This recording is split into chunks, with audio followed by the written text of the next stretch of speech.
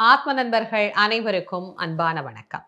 நம்முடைய ஆத்ம ஞான மையம் யூடியூப் சேனல்ல நலம் தரும் நவராத்திரி 2025 மூன்றாவது நாளில் உங்கள் அனைவரையும் சந்திப்பதிலே மிகுந்த மகிழ்ச்சி அடைகின்றேன்.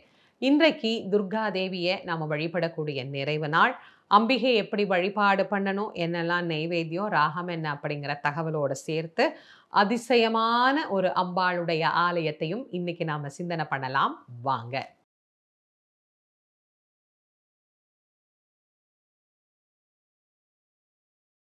இப்பதான் நவராத்திரி தொடங்கின மாதிரி இருந்தது. 3 நாட்கள் துர்கா தேவியை வழிபட்டு நிறைவே நாம் செய்ய போகின்றோம்.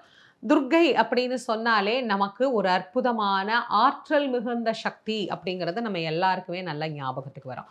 அந்த ஆற்றல் மிகுந்த சக்தியான துர்க்கை அப்படின்னா அதனுடைய உக்கிரமான நிலை காளியினுடைய நிலை தான். அந்த காளி அப்படின்னு நம்ம சொல்லும் போதே நிறைய பேருக்கு காளிலாம் வந்து சுடுகாட்டில் இருக்கிற சாமி, காளிலாம் வந்து உக்கிரமான தெய்வம், காளிலாம் பயங்கரமானவள், அவளையெல்லாம் வந்து நம்ம வழிபடுறதா அப்படின்னு பலருக்கும் காளி குலதெய்வமாக இருந்தால் கூட அந்த காளி வழிபாட்டில் இன்னைக்கும் நிறைய பேருக்கு ஒரு பெரிய பயம் இருக்கு அப்படின்னு தான் சொல்லணும். ஆனால் என்ன கேட்டீங்க அப்படின்னா, நான் இளமையிலிருந்தே காளியை ரொம்ப விரும்பி கும்பிட்டவள். காளினா எனக்கு ரொம்ப ரொம்ப ரொம்ப ரொம்ப இஷ்டம். அதிலும் குறிப்பாக கல்கட்டா காளினா எனக்கு ரொம்ப ரொம்ப பிடிக்கும். என்னுடைய இளமை காலத்தில் ரொம்ப அழகாக கண்ணுக்கு பார்க்குற தூரத்திலே கல்கட்டா காளியை வச்சுக்கிட்டே வாழ்ந்தவள் அப்படின்னு சொன்னோம். கல்கட்டாவிலேயே இந்த உக்கிரமான காளி அப்படின்னு நம்ம சொல்கிறோம்ல, அங்கேயே சாந்தமான காளியாக ராமகிருஷ்ணர் வழிபட்ட காளியையும் கங்கை கரையில் நம்ம வழிபாடு பண்ணலாம். அழகான காளி. இப்படியும் ஒரு காளி உண்டு, அப்படியும் ஒரு காளி உண்டு. அப்போ காளிக்கு எதுதான் நிஜமான ரூபம் அப்படின்னா, அவள் உண்மையிலேயே சாந்தமானவள் தான். ஆனால் அவள் உக்கிரமா தெரிகிறாளே ஏன் அப்படின்னா, தன்னுடைய பக்தனுக்கு பிரச்சனை வரும்போது, தன்னை அண்டி வந்தவனுக்கு ஒரு துன்பம் வருகிற போது அவளுக்கு கோபம் வராம யாருக்கு கோபம் வரும்? இயற்கையாகவே நம்முடைய பிள்ளைக்கு ஒரு பிரச்சனைனா ஒரு தாயாக நமக்கு எவ்வளோ கோபம் வரும். எப்படி போய் நம்ம அடுத்தவங்க கிட்ட சண்டை போடுவோம். இப்போ நம்ம ஒரு பிள்ளைக்கு ஒரு பிரச்சனை, ஒருத்தவங்க பண்ணிட்டாங்க, ஏதோ ஒன்று அடிச்சிட்டாங்க, இல்லை பிள்ளைய பிடிச்சி யாரோ கீழே தள்ளி விட்டுட்டாங்க, ஏதோ ஒரு பிரச்சனை ஆயிடுச்சு. அப்போ ஒரு அம்மாவா நம்ம என்ன பண்ணுவோம்? அப்படியாங்க என் பிள்ளைய தள்ளி விட்டுட்டீங்களா, ஏங்க இப்படி பண்ணீங்க, ஏங்க என் பிள்ளைய போய் அடிச்சிங்க அப்படின்னு நம்ம என்ன ரொம்ப பொறுமையாக போய் அவங்க கிட்ட விசாரணையாக பண்ணிட்டு இருப்போம். எடுத்த உடனே கோபமாக போய் நம்ம கேட்க மாட்டோமா? ஒரு பிள்ளையை பெற்ற நமக்கே வந்து இவ்வளோ அந்த பிள்ளைய காப்பாற்றணும் அப்படிங்கிற அந்த வேகம் வருது இல்லையா? அதே அம்பாளுக்கு எவ்வளோ வேகம் வரும். அவளுக்கு வேகம் வந்தா அவளுடைய ரூபம் எப்படி இருக்கும்? அப்போ அந்த ரூபம் தானே காளியினுடைய ரூபம். அதை நாம் பார்த்து ஏன் பயப்படணும்? அது கருணையின் வடிவம். அதுக்கு பிறகு அந்த அம்பாள் அப்படியே குழந்தை மாதிரி ஆயிடுறா. அந்த குழந்தை ரூபத்தை அவள்கிட்ட நாம காணணும். அதுதான் உண்மையிலேயே அந்த அம்பிகையினுடைய வழிபாடு. அதனால தான் எடுத்த உடனே நவராத்திரி 3 நாளும் நீங்க பார்த்தீங்கன்னா பராசக்தி தான். முதல்ல துர்க்கை, காளி ரொம்ப அழகா இன்னைக்கு வடதேசங்கள்ல எல்லாம் பார்த்தீங்கன்னா காளி அவ்வளோ கொண்டாடுறாங்க. அப்படி பூஜை பண்றாங்க. நம்ம நாட்டிலையும் நீங்க பாருங்க காளிகாம்பாள். அதே மாதிரி காளீஸ்வரி அம்மன் அப்படின்னு கிராமங்கள் தோறும் அந்த அம்பிகையை வச்சு நம்ம வழிபாடு செஞ்சுக்கிட்டு தான் இருக்கிறோம். வடபத்ர காளி, மேச்சேரி பத்ரகாளி, இப்படி நிறைய காளி அம்பிகையை வந்து நம்ம வழிபாடு செய்கின்றோம். அந்த அழகான அம்பாளை நவராத்திரியினுடைய 3வது நாள்ல நிறைவா நாம கும்பிடுறோம். 3 நாள், முதல் 3 நாட்களை நிறைவு செய்ய போகின்றோம். வீட்டுக்கு வர்றவங்களுக்கு பிரசாதம் கொடுக்கறது, வீட்டுக்கு வர குழந்தைகளையும் நாம வந்து அம்பிகையினுடைய ரூபமாகவே மதித்து அந்த குழந்தைகளையும் நாம உட்கார வச்சு அவங்களுக்கு செய்ய வேண்டிய, அவங்களுக்கு பிடிச்ச சின்ன சின்ன விஷயங்களை அவங்களுக்கு பரிசா கொடுத்தோம்னா குழந்தைங்களும் ரொம்ப ரொம்ப சந்தோஷப்படுவாங்க. இந்த நவராத்திரி காலத்துல குழந்தைங்களை கன்யா பூஜையாக நம்ம வீட்டில் வச்சு பூஜை செய்யக்கூடிய முறை அப்படிங்கிறது உண்டு. சுமங்கலி பூஜையும் செய்யலாம். எதெல்லாம் நமக்கு சௌகரியமோ அதெல்லாமே நாம் இந்த பூஜை முறைகள்லையும் சேர்த்து கொள்ளலாம். சரி, இன்னைக்கு என்னெல்லாம் அம்பாளுக்கு நைவேத்தியம் பண்ணி வழிபாடு பண்ணணும்? 3ஆம் நாள் அம்பிகையினுடைய திருநாமம் வாராகி அப்படின்னு போற்றப்படக்கூடிய ஒரு அழகான கோலத்துல அம்பாள் நமக்கு காட்சி தருகிறாள். அன்றைக்கு கோலம் வந்து மலர் வகையான கோலங்கள் வந்து நாம போடலாம். மலர்கள்ல சம்பங்கி மலரும், இலைகள்ல துளசி இலையும் அன்னைக்கு நாம பயன்படுத்தலாம். நெய்வேத்தியமாக சர்க்கரை பொங்கலும், சுண்டல்ல காராமணி சுண்டலும், பழத்துல பலாப்பழமும், ராகம் காம்போதி, நிறம் நீல நிறம் அன்றைக்கு நாம பயன்படுத்தலாம். நவராத்திரியினுடைய 3வது நாளை எப்படி கொண்டாடுறது அப்படிங்கிறத பார்த்தாச்சு. இன்னைக்கு ஒரு அதிசயமான கோயிலை தான் நான் உங்களோட பகிர்ந்து கொள்ள போறேன். உண்மையிலேயே இந்த கோவிலை பத்தி நான் கேள்விப்பட்ட போது ரொம்ப அதிசயம். இந்த கோவில்ல நான் இது வரைக்கும் அம்பாளை தரிசனம் பண்ணல. வாய்ப்பிருந்தா அம்பாள் அத குடுத்தான்னா, கண்டிப்பா அவள தரிசனம் பண்ணணும் அப்படிங்கிற ஒரு பேராவல் எனக்குள்ள பிறந்திருக்கு. உங்களுக்கு இந்த தகவல் எல்லாம் சொல்லணும் அப்படின்னு நான் வந்து தேடிய போது தான், இந்த கோவில பற்றின தகவலையும் நான் தேர்வு பண்ணினேன். சிலர் சொல்லி நான் கேள்விப்பட்டிருக்கிறேன். ஆனா, இப்ப தான் இந்த அம்பாள பத்தி முழுமையா நெறைய விஷயங்கள நான் தெரிஞ்சுக்கிட்டேன் அப்படின்னு தான் சொல்லணும்.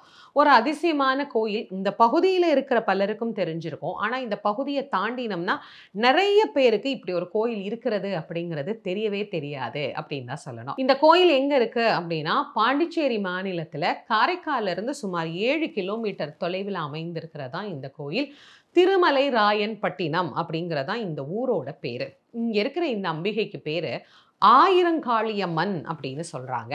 இப்ப இந்த பேர கேட்ட உடனே சில பேருக்கு இங்க போய் தரிசனம் பண்ணவங்களுக்கு கண்டிப்பா இந்த அம்பாள பத்தி தெரிஞ்சிருக்கும். தெரியாம இருக்கிறவங்களுக்கு முதல்ல இந்த அம்பாள் இங்க எப்படி வந்தா அப்படிங்கிற அந்த வரலாற்ற நான் உங்களுக்கு முதல்ல சொல்றேன். வடநாட்டுல நான் இப்ப தான் சொன்னேன் இல்லையா? காளியினுடைய வழிபாடு வடக்க ரொம்ப சிறப்பா இருக்கும் அப்படின்னு.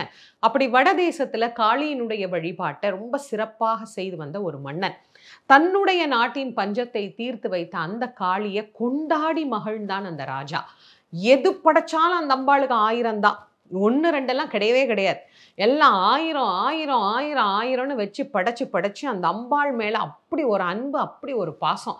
அப்படியே காளி மயங்கி போயிட்டா. அவனோட பூஜையில மயங்கி, அவனோட பக்தியில மயங்கி, காளி அப்படியே அங்கேயே இருந்துட்டா. பல காலம் கழிச்சு காளி ஒரு நாள் அந்த ராஜா கிட்ட சொன்னா, "நான் இங்கேருந்து கிளம்புறேன்ப்பா.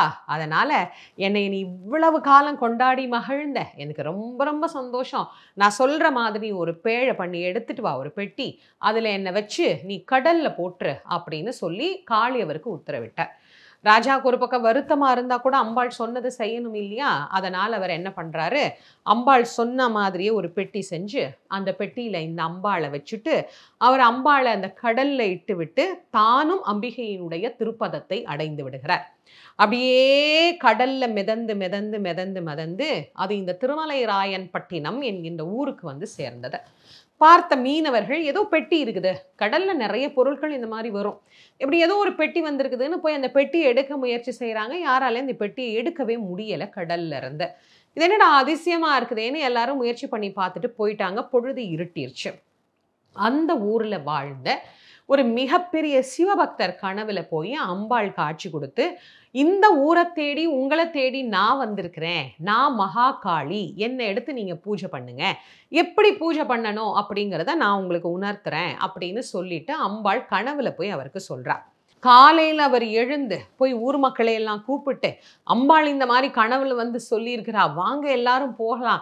இந்த திருமலை ராயன்பட்டினத்த தேடி காளியே வந்திருக்கிறா. நாம எப்படி போய் மேலதாளத்தோட அழைச்சிட்டு வரணும்னு" மேலதாளத்தோட போயி அந்த அம்பாள, அந்த பெட்டிய அவர் போய் எடுத்தார். அவருக்கு அது வந்துருச்சு. அம்பாள் வந்து அத திறந்து பார்த்தா, அத்தன அழகான அம்பிகை, அந்த மகா காளி அங்க அவர்களுக்கு காட்சி தர்றார். அப்புறம் அவங்க அதுக்குள்ள ஒரு ஓலையும் இருக்கு. அந்த ஓலையில தன்னை எப்படி வழிபாடு பண்ணணும் அப்படிங்கிறதையும் அந்த அம்பாள் எழுதியிருக்கிறா. 5 ஆண்டுகளுக்கு ஒரு முறை தான் இந்த பெட்டிய திறக்கணும். எது படைத்தாலும் 1000 1000 வைத்து படைத்தால் வேண்டியதை நான் உங்களுக்கு தருவேன் அப்படின்னு அந்த அம்பாள் வாக்காகவே சொல்லுகிறாள். அதன்படி அவங்க என்ன பண்றாங்க, அந்த அம்பாளை எழுந்தருள பண்ணி ரொம்ப அழகா 5 ஆண்டுகளுக்கு ஒரு முறை தான் இந்த கோயில் திறப்பது அப்படிங்கிற ஒரு வழக்கம் உண்டு. இந்த 5 ஆண்டுக்கு ஒரு முறை இரவுல அத திறந்துட்டு, அடுத்த நாள் காலையில எல்லாருக்கும் தரிசனத்துக்காக விட்டுட்டு, அதுக்கு அடுத்த நாள் காலையில அத திரும்ப பூட்டிர்றாங்க. கிட்டத்தட்ட ஒரு 48 மணி நேரம் மட்டும் தான் அந்த அம்பாள் திறந்திருக்கின்றாள். இதுல ஒரு மிகப்பெரிய அதிசயம் என்ன அப்படின்னா, இந்த அம்பாள இந்த பூஜையெல்லாம் முடிச்சு, பக்தர்கள்லாம் தரிசனம் பண்ணிட்டு போன பிறகு, அந்த பெட்டியில வைக்கிறாங்க இல்லையா? அப்ப வைக்கும்போது அதற்குள்ள வைக்கிற எலுமிச்சம்பழம், அதற்குள்ள வைக்கக்கூடிய பூக்கள், இது எல்லாமே 5 ஆண்டுகள் கழித்து மீண்டும் திறக்கின்ற போது அப்படியே இருக்குதுங்க. இது எவ்வளோ பெரிய ஆச்சரியம். நீங்க யோசனை பண்ணி பாருங்க. 5 வருஷம். ஒரு 2 நாள் பூவ நம்ம ஒரு டப்பால வச்சுட்டு திறக்காம விட்டுட்டோம்னாலே, அந்த பூவுடைய நிறம் மாறிரும், வாசனை போயிடும், அழுகி போயிடும், எல்லாம் நடக்கும். ஆனா 5 ஆண்டுகள் கழித்து அந்த பெட்டிய திறந்து பார்க்கிற போது, மெய் சிலிர்க்கும் ஆச்சரியமாக அப்படியே வச்ச எலுமிச்சம்பழம் வச்ச மாதிரியே இருக்குது. அந்த மலர்கள் அவ்வளோ அழகா அம்பாளுக்கு அர்ச்சனை பண்ணி பூட்னது அப்படியே இருக்கு. அப்ப எவ்வளோ ஒரு ஆச்சரியம், எவ்வளோ ஒரு சாநித்தியமான அந்த அம்பாள்ன்னு நீங்க பாருங்க. மற்ற நாட்கள்ல சாதாரணமாக பக்தர்கள் வர்றாங்க. அந்த பெட்டிய திறக்கிறது கிடையாது. வெளியிலிருந்து அம்பாள வேண்டிக்கிறாங்க. அந்த அந்த வேண்டுதல் நிறைவேறிட்டாலும் அந்த அம்பாளுக்கு படைக்கிறது 1000 தான். வாழைப்பழம் படைச்சாலும் 1000, வெத்தல பாக்கு வச்சாலும் 1000, ஒரு கொய்யாப்பழம் வச்சு படைக்கிறேன்னாலும் 1000, நான் தேங்காய் உடைக்கிறேன்னாலும் 1000, எது செஞ்சாலும் 1000. அதனால தான் அந்த அம்பாளுக்கு பேர் என்ன?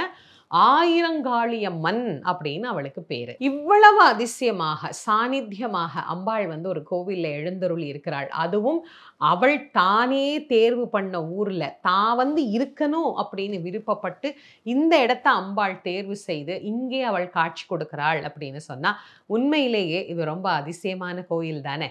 ஏற்கனவே இந்த கோயில் கடந்த 2022ல திறக்கப்பட்டு இருக்கிறது. இப்போ 2027ஆம் ஆண்டு மீண்டும் இந்த பெட்டி திறந்து அம்பாள் எல்லாருக்கும் தரிசனம் தர இருக்கிறாள். வாய்ப்பு இருந்ததுன்னா 2027ஆம் ஆண்டு இந்த பெட்டிக்குள்ள இருக்கிற அம்பாளை பார்க்கணும் அப்படின்னு எனக்கு ரொம்ப ரொம்ப ஆசை. என்ன மாதிரியே உங்களுக்கும் ரொம்ப ஆசை. இந்த பகுதியை சார்ந்தவங்க அல்லது இந்த கோயிலுக்கு ஏற்கனவே போய் இந்த அம்பாளை நீங்க பார்த்துருக்கிறீங்க, தரிசனம் பண்ணியிருக்கிறீங்க அப்படின்னா கண்டிப்பா கமெண்ட்ஸ்ல சொல்லுங்க.